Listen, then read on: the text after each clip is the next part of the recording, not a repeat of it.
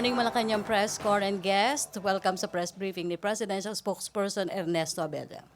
Good morning. Our resource persons for today are PCSO Chairman Jorge Corpuz and PCSO GM Alexander Balutan. They're here to announce the expansion of the small town lottery, which is meant to generate income for the resources for the medical, charity, and health programs of the government.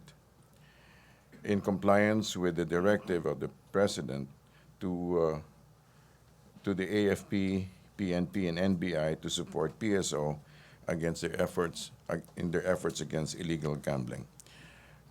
Joining us also today are from the PCSO our Director Loreto Ata and Corporate Planning Division Chief Pilar Cruz. Over there. Thank you. And also NBI representatives, Attorney Jervis Gaspar, okay, and Head Agent Eric Distor. Thank you. Also, AFP representative, Brigadier General Carlo Magno Tabo. Please, thank you. And PNP representative, Police Director, Deputy Director General Ramon Colette Apolinario. Thank you. Ladies and gentlemen of the press corps, let us all welcome General Manager Alexander Balutan. Please. Thank you.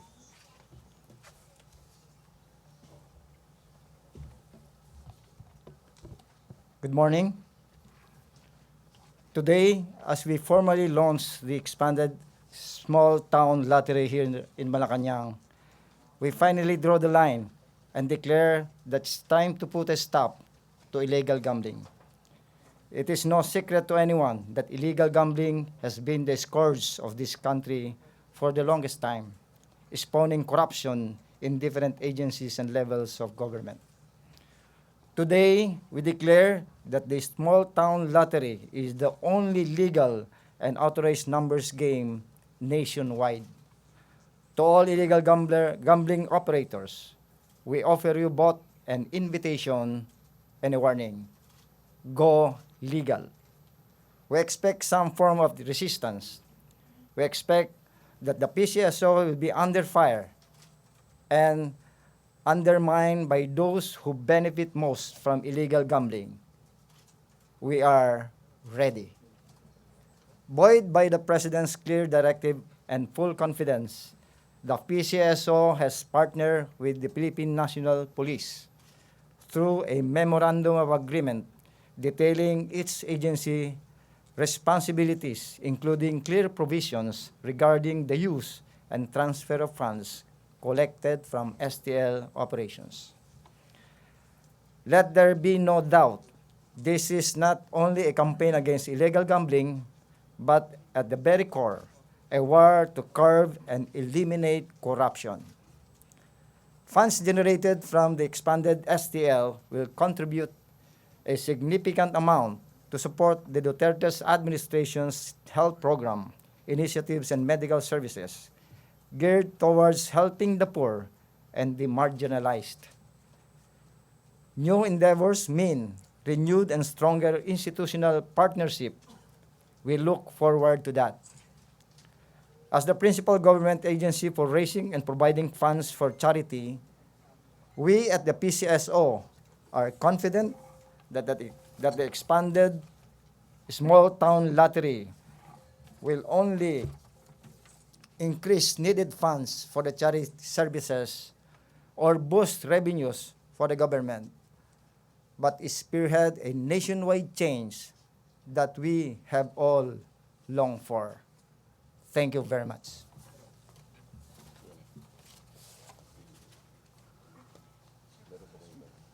Malacanang Press Corps questions? Tina Mendez. I think I'm sorry, Tina. Oh, sige. PCSO Chairman Jorge Corpuz. Any question? Tina Mendez. Sir, what assurance can you give the public that this expanded STL lottery will not be used as front by wetting operators? Wetting operations? Front? Wetting operators, we know it's been happening Well, for several years. again, as General Manager Alex Balutan said, small town lottery or STL will be the only legal numbers game in the country that will generate revenue for the health, medical, and charity program, the government. As to illegal gambling, we have our partners here with the PNP, NBI, and the AFP for us to stop illegal gambling. What is the logic? If there is a small town lottery in the area, there is no corruption. But if there is no small town lottery in the area or in the provinces or in the cities, there is corruption because there is illegal gambling. Illegal gambling, mutates corruption. So the point here is PCSO expanded the small town lottery program from the original 18 corporations since 2006. Starting this year, we will have now 56 corporations that will operate nationwide. And what is the difference? If the 18 corporation was able to generate 4.7 billion to the government last calendar year 2015, and in 2016 it became 6.4 billion after we came in on the last 3 months, October, November, the revenue increased significantly. For the 2017, we expect to generate about 27.8 billion minimum in small town lottery out of the 56 corporations. So ayan po yung mangyayari. So who is the beneficiary? It's the government.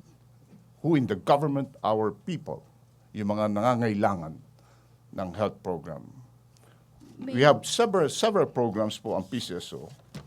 Our number one program in health is the IMAP, kung tawagin natin, Individual Medical Assistance Program. This is our flagship project. PCSO is the number one and the only charity provider in the government. Yung IMAP namin, that is the Individual Medical Assistance Program, that is our flagship. Ano ba yan? Ayan po ang nagbibigay ng tulong, financial, medical assistance sa lahat ng Pilipino nangangailangan. Ang PCSO po ay open sa lahat ng Pilipino. Kaya mayaman ka, kaya mahirap ka, as long as lumapit ka sa PCSO at nangangailangan ka ng tulong, lahat po ay tinutulungan ng PCSO. Okay. And we are guided by the IRR of our Individual Medical Assistance Program. Meron din po tayong hospital equipment donation. Ano po yan? Priority po dyan lahat ng government hospitals. It's a matter of requesting for what kind of equipment do you need. Example, MRI equipment, X-ray machines, Xerox, pang-opisina. Ayun po, we allocate funds for the procurement of hospital. These are mga mabibigat na equipment ng hospital to government hospitals. And that is being approved by the Department of Health. Ang trabaho po ng PCSO is just to allocate funds for the procurement of that high sophisticated hospital equipment. We have, of course, the very known to you, the ambulance donation program. For this year, last week, I was just in Iloilo and Antique, we donated about 12 ambulances to the province. These all went to the hospitals, government hospitals. Meron din pong institutional partnership program ang PCSO, part of IMAP, which is where we tie up with foundations. For example, we support kidney transplant, liver transplant, heart transplant. Yan po tinutulungan natin with a foundation. Meron din po tayong hospital partnership. Ito po yung PCSO. We do partnership with hospitals wherein you see now PCSO helped us sa mga hospitals. Ano po yan? Ano effect yan? So if your kamag-anak ay na-hospital, ay nagkasakit at nasa hospital, nandoon na po.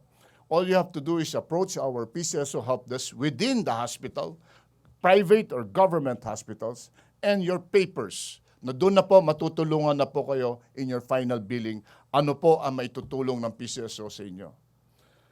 And of course, we have the medicine donation program. The point here, let's go back now. We are promoting now the small town lottery, which is another major revenue source of PCSO. But I would like to go back. I would like to take advantage of this. This is a lotto ticket. This is 20 pesos worth. If you buy a lotto ticket, this is 20 pesos. For the 20 peso lotto ticket na binili nyo, 6 pesos or 30% goes to charity. And you have a chance to become a millionaire. Look, for this year, PCSO was able to generate 39.5 billion out of the games played by PCSO. One of which is Lotto, Small Town Lottery, Keno, Sweepstakes. It did not come from the taxes but it came from the interests of the people to participate and support the charity program of the government. So I hope, bili kayo, lalo na kayo mga members of the press corps. Ako, pag nanalo, at wala na rin ako sa PCSO, dahil milyonaryo na. Di ba? So, bili po kayo. That is 30%. You're giving 6 pesos. Out of 20 pesos, you're donating 6 pesos. And it all goes to the government, goes back to the people. Raymond Tinasa, Bombo Radio. Ay, sir. Siguro yung sa tumbugin ko na yung weteng. Weteng. Yeah. How can we make yung STL attractive sa mga bettors themselves? Kasi ang problema hindi, usually lalo sa amin sa Northern Luzon, ang problema hindi doon sa gambling operators eh. Pero kundi sa bettors mismo kasi may piso ka, pwede ka nang tumaya ng weteng. Pwede ka nang manalo ng 400 pesos. 2 beses pa ang bula. So, paano natin maging competitive yung STL sa weteng na, ika nga, Okay, I'll answer you. If weteng is the illegal numbers game in Luzon, Masyao is the illegal numbers game in Visayas, Lastu is the known illegal numbers game in Mindanao. These illegal operators formed a corporation. They formed a corporation, started paying PCSO with their monthly presumptive retail receipt. They become now legal. What do you call that? If you're in Luzon, that is small town lottery. If you're a Masyao operator in Visayas, you you pay your taxes to the government, you are a corporation, you're sanctioned, you are run by PCSO. What do you call that? That is small town lottery. Ano ba yung small town lottery? Di ba? It was formed to convert illegal gambling into legal gambling. So if you're paying your monthly quota to PCSO, na dating wala, can you just imagine? It started with 18 corporations since 2006. Now, it became 56 areas, plus 37 more that is still vacant for corporations. Is it fighting wetting? It's not wetting, you don't call it wetting anymore. You call it small town lottery. It's the only legal numbers game in the country. The wetting, mawawala na yan. Nandiyan dyan na ho yung law enforcement. It will become a small town lottery. Clear ba? hindi sir, pero Sige. yun nga, kasi galing ako sa Garaneses. Sige, yeah. Yung piso-piso lang kasi, pwede ba sa STL? Small town lottery is also piso. You're collecting as a wetting, but you're paying your revenue. You're paying now your monthly quota. An example, just an example, from Surigao del Norte. Surigao del Norte, what do they play there? Last two. Suertres. For the past years, we never collected a single cent from Surigao. This time, a corporation applied in Surigao. We will run the small town lottery, will collect as last two, and pay his revenue to PCSO. What do you call that? That is small town lottery. Sir, last point dun sa PCSO aid sa mga impoverished, mga mahirap na kabayan na nagkakasakit. Kasi as experience, may mga lumalapit sa amin. Tapos, pinapacilitate namin yung pag-secure na mga requirements. Gumagastos sila, usually, ng around 2,000 kasi kailangan ng mga itong documents, pamasahe back to and fro. Tapos, eventually, ang bibigyan ng PCSO, lalo sa probinsya, 1,500, lugi. So how can we streamline, then ma-assure na yung talagang, halimbawa, yung bill is 100,000, tapos gagastos yung pasyente 2,000 para sa pag-secure ng mga documents, mga requirements na ang dami. Tapos ang bibigay lang, 1,500. So how can we kumbaga, reform that problem na existing until now? That's why we're asking you, ladies and gentlemen of the press corps, to support the small town lottery so that we can generate revenue for the charity program of the government. We can increase the support, the medical assistance. It will all go back to the program. Okay, thank you, Raymond. Joseph Morong, GMA7, to be followed by JP Bencito and Marlon Ramos, then Dexter. Hi, sir. Good morning po. Sir, what will happen now to the people who are involved in wetting? Wetting. That's why we're announcing it. That is, if you're practicing wetting, that is illegal. That's why we're here. That's why we have our partners agency with the PNP, NBI, because the instruction of the president to stop illegal gambling on the ground and to stop corruption, and for these agencies to support PCSO, to support the expansion of small town lottery. What will happen nga, sir? Then, if what happened in drugs is, anong tawag doon? Tokhang? War? O di baka war din. You know, what we want, when I assume, as PCSO, the president gave instruction, prepare the ground for war against illegal gambling. You heard that already. Di ba? Sinabi na po ng ating Pangulo, the next war will be against illegal gambling after drugs. He said that.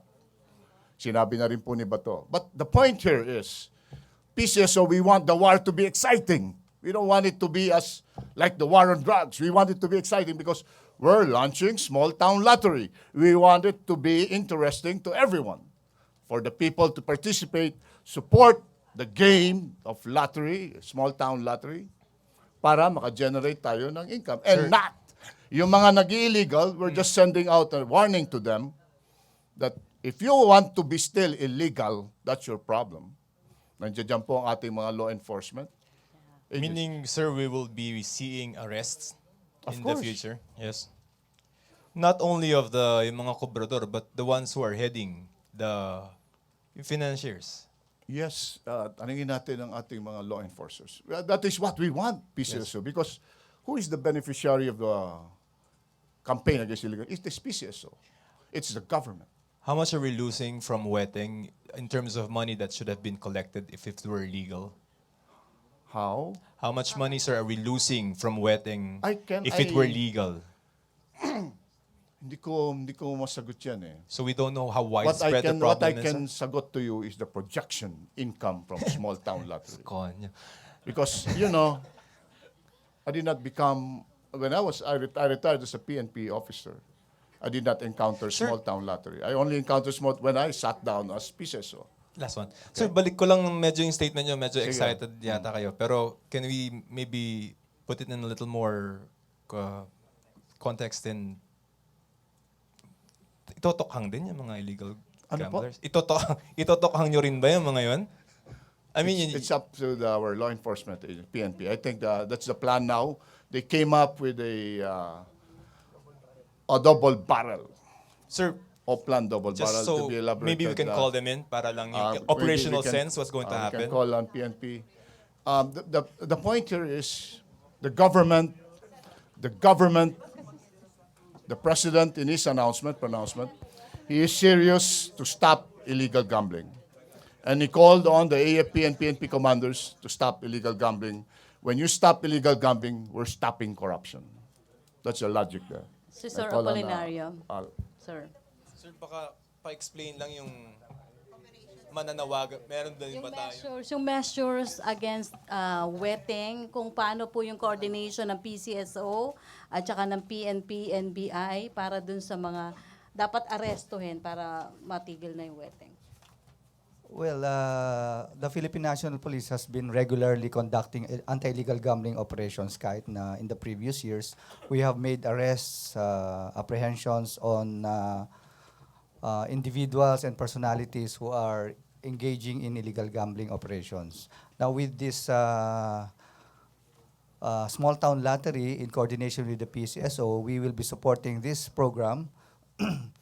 Uh, we are coming up with the Oplan Double Barrel IG, that is illegal gambling, focusing on operators of illegal gambling programs. That is to support our program on the small time lottery as launched by the PCSO. So ganun pa rin, the PNP will still continue making arrests. Of course, we will be coordinating regularly with the Armed Forces of the Philippines, the NBI, and the PCSO on who to arrest. Kasi sabi nga kanina ni Sir Corpuz, the gambling operators, the illegal gambling operators before have now formed a corporation and they are joining the government to support the campaign on small town lottery. Sir, dati kasi may strike 3 yan. Meron kayong campaign na gano'n eh. Pag yung mga regional directors, We will come up PNP, to that. We will come up with guidelines on the performance of our field units to support the STL campaign. Okay, thank you, sir. JP Bencito. Hi sir, good morning. Sir, can we expound lang po paano po ba na-expound yung from 18 corporations to 56?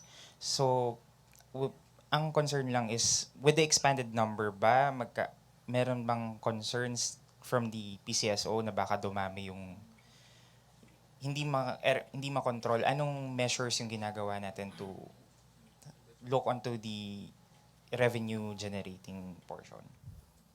Okay, let's go back last year lang. We sat down with the new board director at GM Balutan last September 13. September 13 of last year. The income from STL for that month, September, was 400 million plus. To be exact, 420 million. By October, kinausap po namin yung September 30, kinausap po namin yung mga STL operators, the 18, nakiusap, usap. October, we increased the bet. We were able to generate 900 plus million for October. November, 900 plus million. December, 900 plus million. If 2015, the STL closed it at 4.7 billion. This year, 2016, we closed it at 6.4 billion. The point here is, on the 18, how about if we expand the market to more provinces and cities?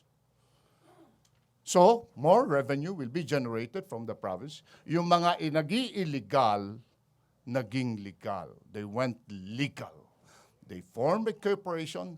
Ilan ho ba ang sumali sa bidding na ginawa ng PCSO, which started October 1, and the board decided last January 11 up to January 10. They submitted to the board on January 10. Ilan po ba? 224 corporations joined the bidding. Out of that, 56 qualified. So that is an indication that there are a lot of they wanted to become legal who participated in the revenue generation program of the government to support the health program.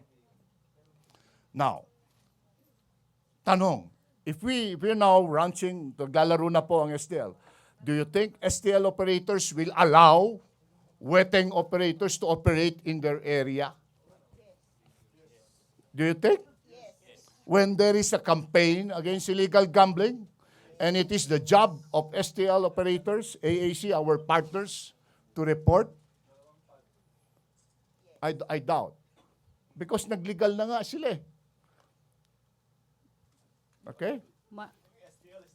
Now, kung meron kayong alam na illegal, that's for the job of the law enforcement. Marlon Ramos? Good morning, sir. Sir, I think previously may mga critics na who are claiming that STL is actually a failed experiment because when it was launched in 2006, what you are telling us now are the same reasons why the Arroyo administration created STL to stamp out wetting and other illegal numbers game. But as we know, yung mga yung mga corporations which are owned by allegedly by wetting operators themselves, use STL just as a smokescreen, as a cover for their illegal activities. Anong assurance po, what measures are you going to take to ensure yung mga tanong po kanina, na yung this time, yung STL would not be used as cover for wetting? What you're saying is what the President announced before. Every time he mentioned PCSO, yung kamay niya gumaganito, it became a front, di ba? STL is a front, and then nag-illegal, and then natatalo ang gobyerno. But tingnan niyo po, yung 18 corporations, from an initial 36 million a month na pinapasok sa PCSO noong September, it became 103 million ng October, 103 million ng November, 103 million ng December. The point here is,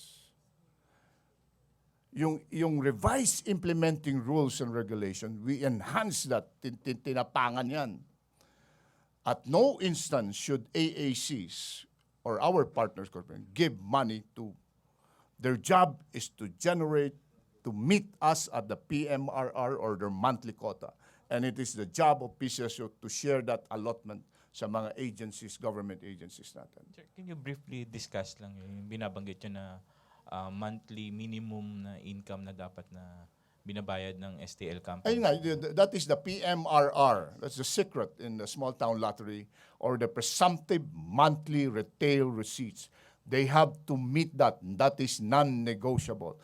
Example of one province that will give 225 million a month to PCSO. I don't want to mention that you take up a big province in the Philippines. 225 million a month from zero. From zero. Now, by February, it's 225 million. The other provinces, 130 million a month. Can you copy?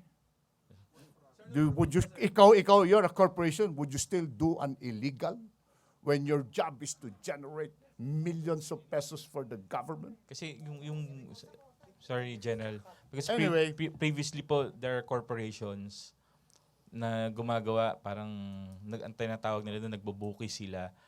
They're the licensed STL operator, but at the same time, they're also operating illegally underground, wetting yung collection. Isa pa, no? Ito pala.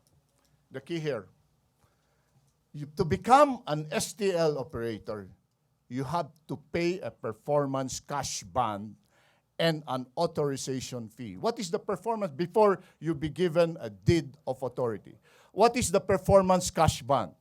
That is 1 PMRR. Example, one province is 1 PMRR, that's 225 million, plus 25% of the PMRR as your authorization fee. What is 25% of 225? That's about 60.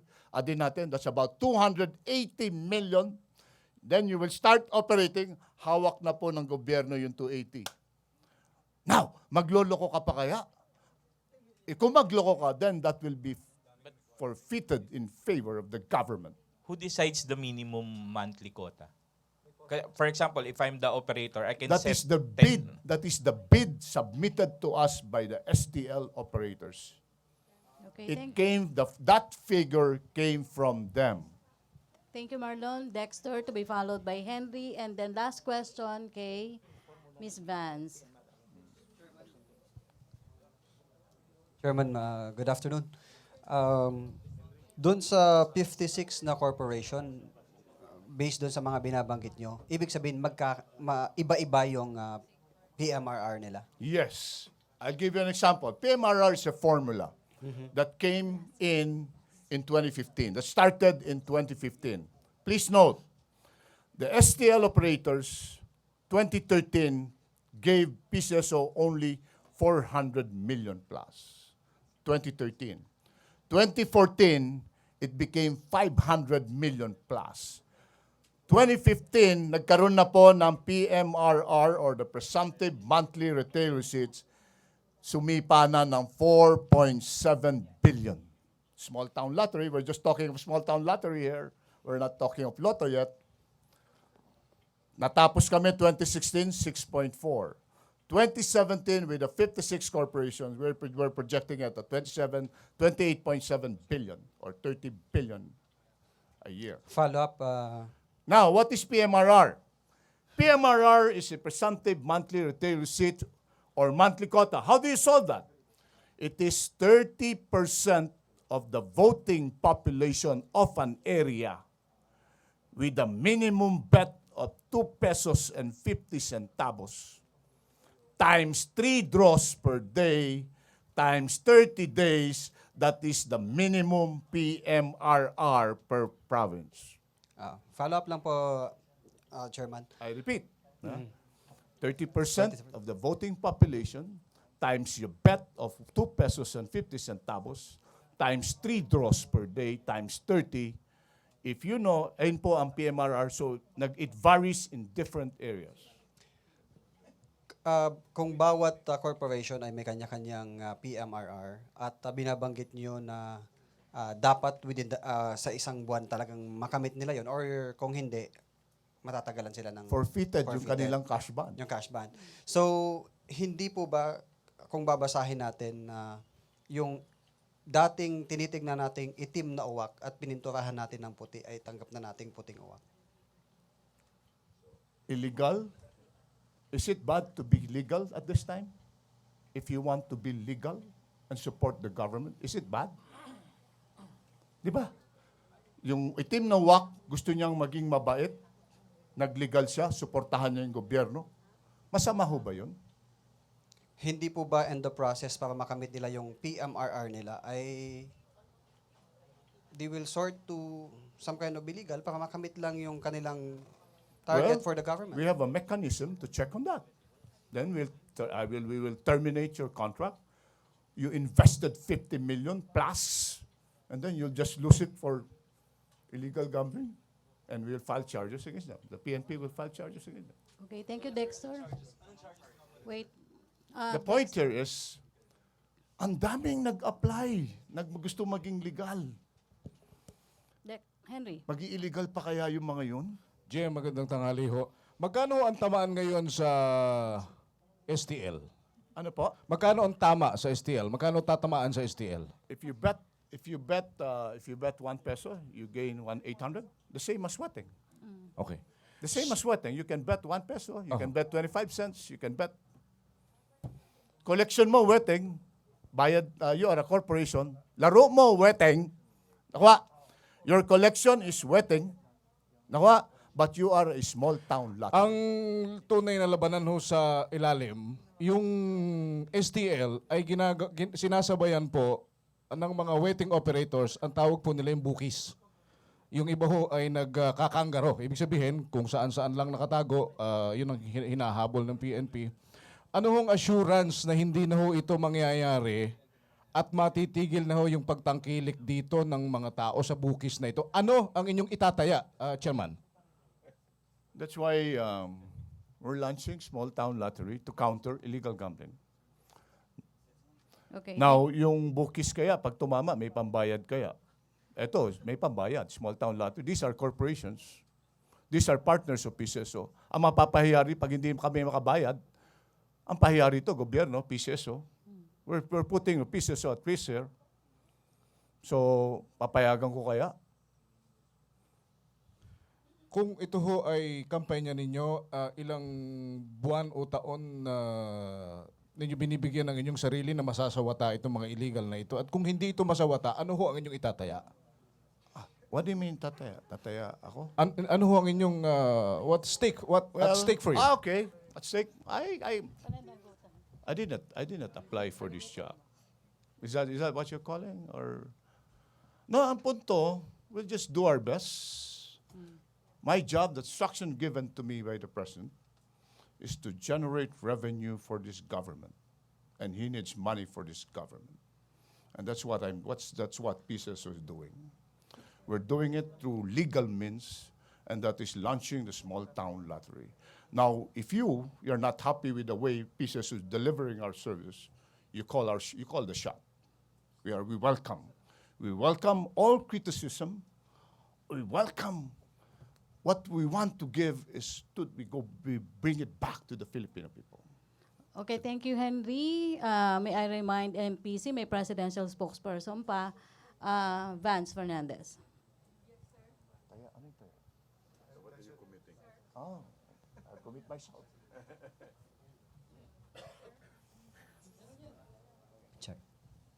Vance. Sir, good afternoon. Would like to ask kasi lalo na yung mga you are against the illegal wetting. Now, my question is paano po yung mga kumikita na maliliit na tao natin na umaasa sa pangkabuhayan nila sa araw-araw? Dahil sa wetting kumikita sila eh.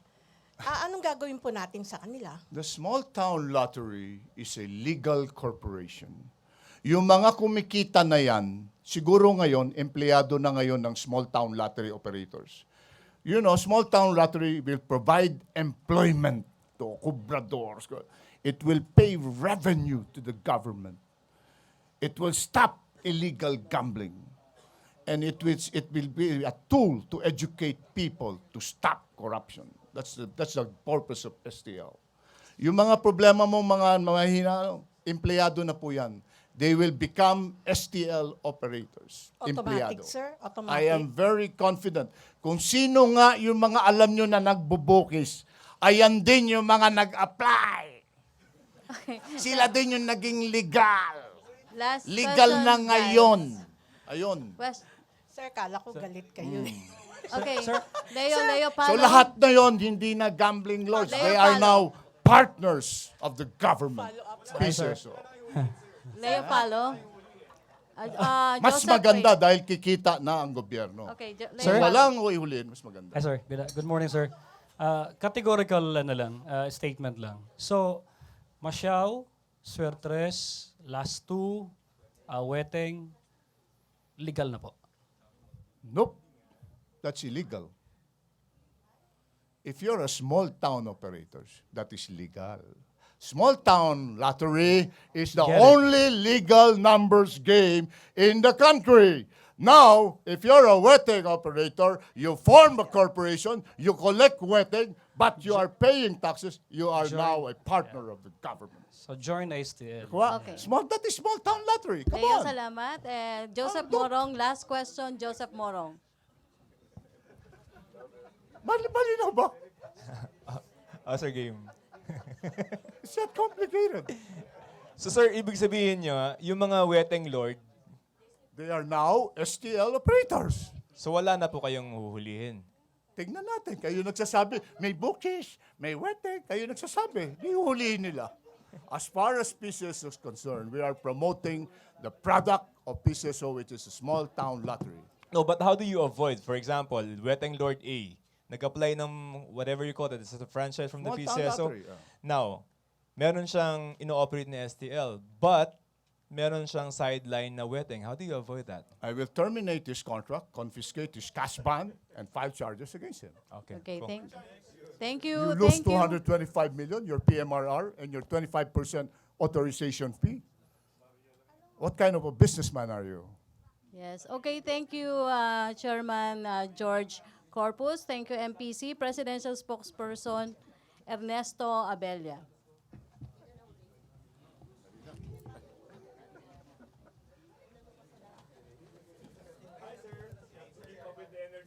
We'd like to thank the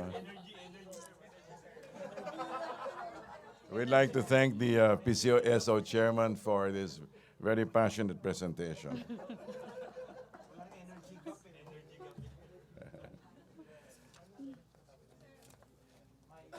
We'd like to begin the session with the presidential spokesperson by expressing the sympathies of the President and the Filipino people.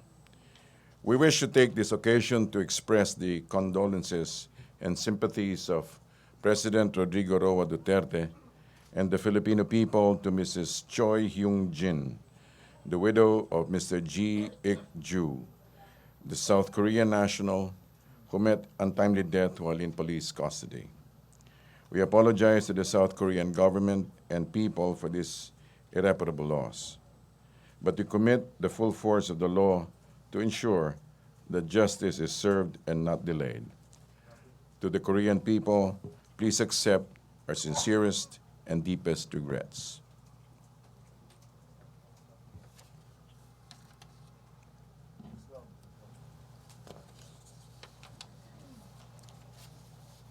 To proceed. A statement on Moody's forecast on the Philippine economic growth in 2016. We welcome the most recent report released by global debt watcher Moody's, stating that the Philippine economy likely grew by 7.05% in 2016, which is higher than the government's full-year growth target of 6 to 7%. We also take note that the main driver of this continued growth is the increase in domestic demand, private consumption, and expansion in investment. This is consistent with the government's effort to reach a target of 6 to 7% growth for the whole year of 2016 to 2017. The palace assures the Filipino people that this continued growth will be sustained through boosting infrastructure spending, creating more jobs, easing the cost of doing business, and reducing the poverty incidence rate. The President's economic stance is clear and consistent to make economic growth not only sustainable, but also inclusive. Next, statement on the Human Rights Victims Claims Board. The HRVCB is set to distribute partial compensation to the first 4,000 victims of human rights violations during martial law. The decision to release initial monetary reparations to human rights victims is welcome news to us all. Last January 19, 2017, the board presented to the President their decision to release initial payments of 4,000 eligible claimants. To date, the board has already arbitrated a total of 30,027 claims.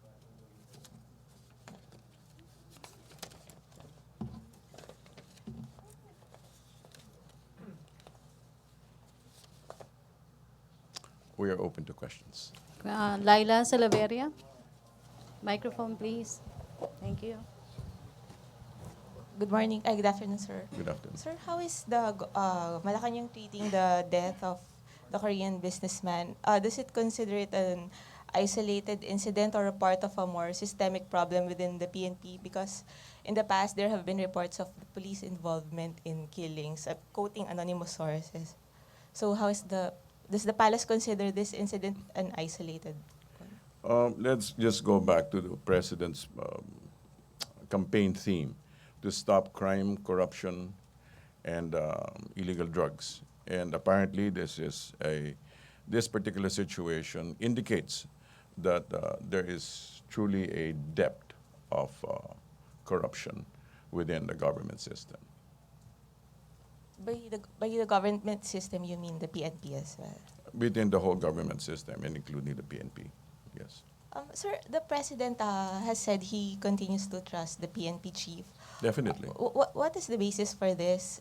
Some sectors some people are saying the PNP chief appears untouchable. Is this the case with him? I think we need to see it in a larger light. The PNP General Director is part of the President's team, and he simply came over and he simply became the head of this particular government structure. So the President trusts implicitly, and that's understandable. He's part of his team. And whatever is surfacing at this particular stage is simply part of the operations. Sir, last na. Did the President give new instructions to the PNP chief to look into the possibly deeper problem within the PNP with regard to the involvement of police officers in? I'm sure they understand the situation more completely than we do. Thank you. Thank you. Follow-up question? Raymond Tinasa. Sir, do you agree to the floated idea of Secretary Vitaliano Aguirre that what happened to the Korean businessman is a part of a conspiracy to discredit the PNP and ultimately the Duterte administration? We cannot speculate on that matter. That is his opinion. So you still stand by the belief that there is actually a systemic, deep corruption and crime within the institution? Let us adhere to the assumption that matters need to be done with regularity. Okay, thank you. Sir, last point. Yes. Sir, some lawmakers, especially Senator Laila de Lima, accused the president that he himself and PNP General Bato created the impunity among the ranks. Now, we have this Tokhang for ransom controversy. Can you comment? I think that's over-imaginative. Thank you. Thank you, sir. Okay. Follow-up, Marlon Ramos? Follow up sir, tanong ni Raymond. Some lawmakers, some of them are even allies of the president, said that the president's unequivocal support for the police, particularly for PNP Chief De La Rosa, emboldened erring policemen committing crimes. How do you respond to that? I don't know if it emboldens people who are committing crimes, but certainly his trust in the director is well placed, considering the fact that he is the one who is part of the president's agenda in fighting crime and fighting corruption within the system. Does Malacanang accept the observation of many lawmakers and human rights advocates that there is an existing culture of impunity in the Philippines, especially right after the president was sworn in last year? I think it's not unfair. The culture is there. The culture is there. The culture is there, and it was existing even before the president came in. In fact, that's exactly why he came in, to address that particular culture. Sir, the representatives from the Philippines and China have agreed on at least 30 projects Yes. worth several billions of dollars. Is there a quid pro quo in terms of the assistance given by the Chinese government to the Philippines? As far as I know, this is part of the ODA. Not that there's any quid pro quo, but it is part of the China's commitment to support the Philippine situation. And in turn, what is our government or our country's As far giving in as return to the as far as I know, that there's the flourishing of business-to-business efforts. Thank you, Marlon. Dexter Ramos? Dexter Ganibe. Kamali tuloy ako. Isaac, magandang hapon. Sir, anytime today or sa mga susunod na araw, nakatakdang ilabas ng ombudsman yung kanilang resulta ng kanilang investigasyon at maaring magsampa ng kaso sa Sandigan Bayan kaugnay doon sa Mama Sapano incident 2 years ago. Alam natin bago mag-eleksyon, naglabas na ang DOJ ng kanilang finding na karamihan doon sa masasampahan ng kaso ay mga miyembro ng Moro Islamic Liberation Front, and meron tayong isinusulong na usapang pangkapayapaan sa Moro groups, Bangsamoro sa Mindanao. Ano po ang nakikinita ng palasyo dito sa posibleng paglalabas ng warrants of arrests sa ibang mga miyembro o opisyal ng MILF kaugnay ng Mama Sapano? The case is now with the office of the ombudsman, and she's the one they're the ones who's constitutionally mandated to handle the matter. So let's just watch the proceedings as it unfolds. Makakaapekto kaya ito doon sa ating gumaganda ng relasyon sa MILF at sinusulong na peace process sa Mindanao? These are two separate cases. These are separate cases, and they should be treated separately. The peace process should not be affected by criminal acts. Paano po natin magagamit yung ating connection with the MILF, magandang connection, para dun sa mapanagot, yung mga dapat managot na miyembro ng MILF kung meron mang kasama dun sa ipapa-aresto? Let's leave it at that. Let's just let the proceedings unfold. Okay, and let's see how it goes. Okay. Pia, follow-up sa Mama Sapano? Sir, yung ceasefire po. Sir, the President had a meeting yesterday with the AFP and PNP officials. Right. Was the ceasefire with the NPA rebels discussed? And may we get an update on the status of the ceasefire given the Cotabato clash and the NPA, the NDFP claiming that the clash involved NPA rebels and the military? What does the AFP chief say about it? And is there will the ceasefire of the military be affected given the clash? You had several points to your question. Which would you like me to refer to? The status of the ceasefire, The status given the of- meeting yesterday. Given the meeting yesterday. Well, regarding the meeting yesterday, it was a closed-door meeting, so we do not have details regarding that.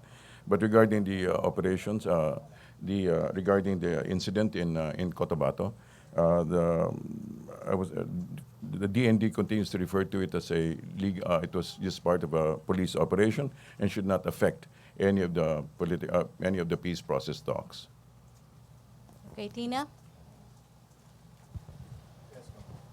Good afternoon, sir. Yes. May we get the palace reaction regarding the statement of a U.S. White House spokesman on that the U.S. will stop China from taking over the South China Sea with the president's pivot to China? How will this affect our position? Mr. Tillerson's comment was simply opinion. It is not policy.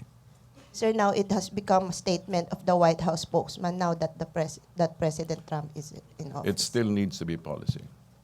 Rose Novenario? Oh, follow up? Oh, China. Okay. Joseph Morong. Sir, may statement po kahapon yung Chinese ambassador to the Philippines that President Duterte is going to China in May for the bilateral talks. Will you confirm that? Nothing is official. Okay, Rose Novenario? Microphone?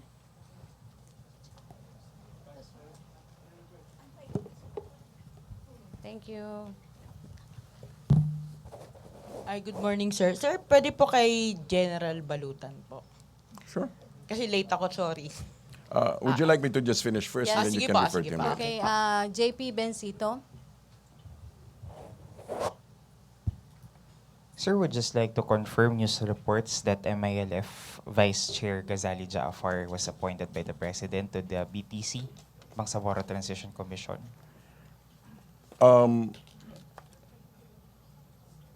We don't have the official word regarding that. Okay, so nothing has reached my desk. Thank you.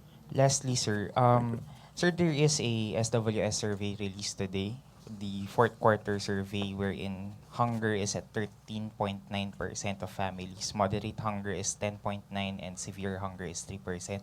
Sir, what could be the effect? What is the comment of the palace on this latest survey, and what is the administration doing at least to change these figures? If I'm not mistaken, it has studied in the past quarters. Right.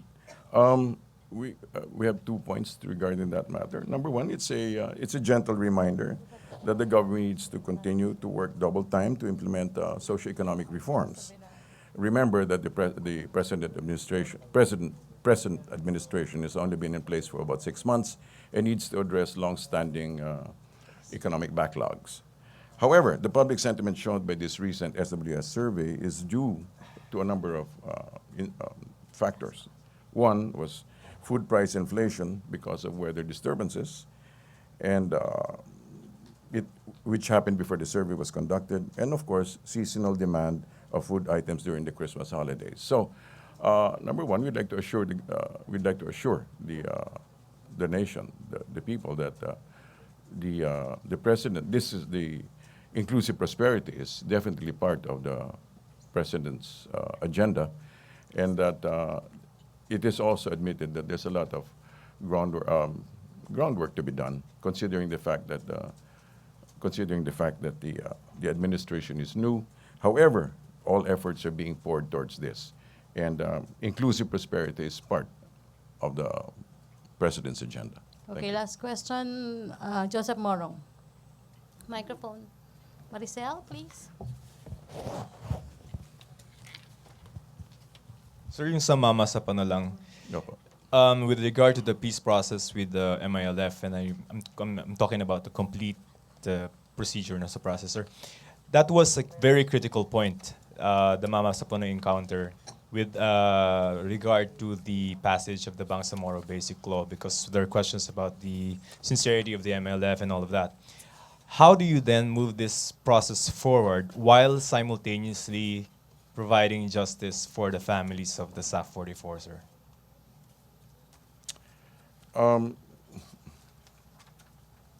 I would say simply that we're taking parallel efforts regarding that. One is to address the justice issue, and the other is to address the peace issue on a parallel tracks. Meaning you would like to see, sir, some accountability on the part of the MILF and of course the government, because there are MILF members who were killed also. Yes. We want to see justice served. Okay. Okay, thank you, Joseph. Thank you. Thank you very much. Presidential Spokesperson Ernesto Abella. Thank you, PCSO General Manager Alex Balutan, Chairman George Corpuz. Thank you, MPC. Back to our main studio sa Radyo ng Bayan ng Thank you very PTV4. much.